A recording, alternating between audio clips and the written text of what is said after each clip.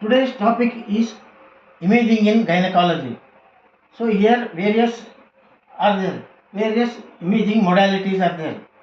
Ultrasonography and saline sonohysterography, then Doppler sonography and PET scanning and other MRI scanning and are there, and what are the uses of them. Now ultrasonography. In ultrasonography, sound waves are reflected. If there is a solid interface, then hyperechoic, that is white it can be seen on the screen.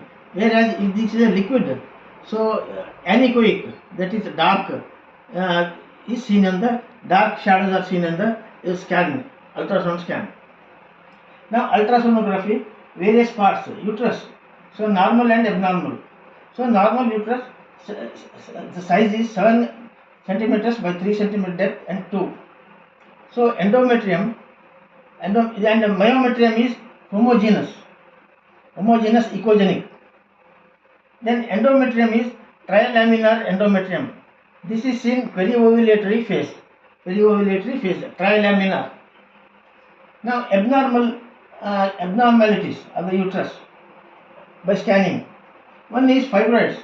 So fibroids can be seen as a uniform enlargement and various echogenic, whether they may be hypoechogenic, hyper or anechoic, and they can be differentiated from adenomyosis.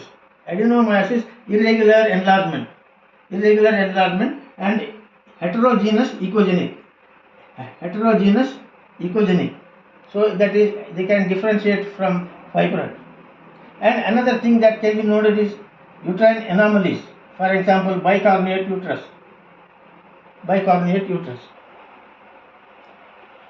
Now endometrium. Endometrium is, normally it is 5 mm thickness and 10 mm when the secretory phase.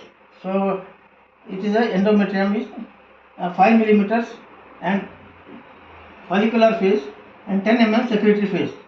Abnormal. So postmenopausal bleeding, endometrium more than 5 mm needs evaluation. Then coming to ovaries. So ovaries are size 3 centimeters by 2 centimeters and 2 centimeters. Volume is 10 ml. Now what are the things they are seen in the ovaries? Follicles. They are anechoic. So 8 to 10 mm size are antral follicles, whereas a dominant follicle is 20 mm in size. So this is normal follicular study done in infertility.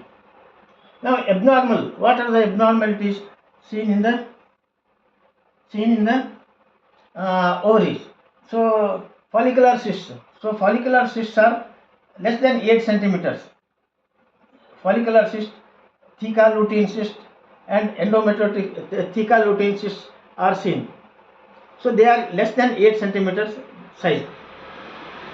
They are called as non-functional cysts. So they can be seen.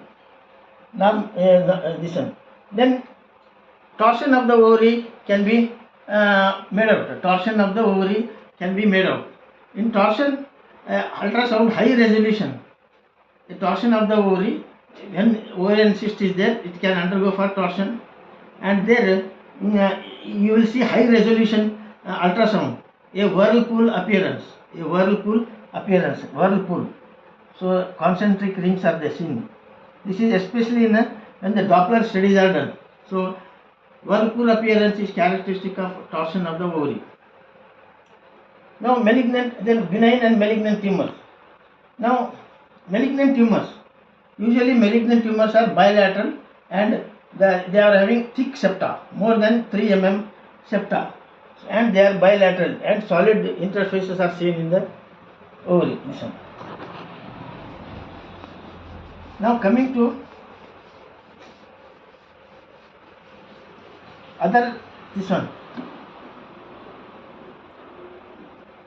positron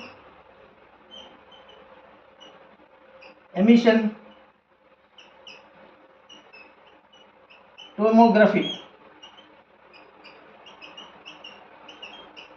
tomography. So here the biochemical changes take place in the tissues before they become malignant, while becoming malignant. So radiochemical substances, the radiochemical substance is FDG, fluoro deoxyglucose. So the malignant cells, they will take this radiochemical substance, and scanning, when they are scanned, then there can be accumulation of this material is seen in malignant tissues. So this is useful for not for screening, but for recurrence of the tumor. This is very good for PET scanning is useful. There are some images included in this lecture which show PET scanning and fibroids and other abnormalities.